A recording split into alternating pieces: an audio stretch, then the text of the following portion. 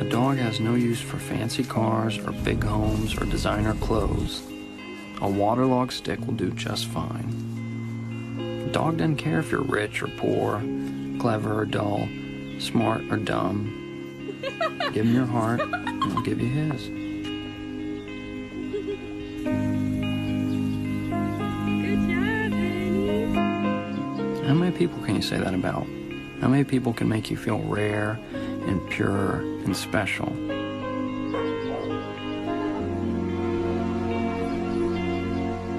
How many people can make you feel extraordinary?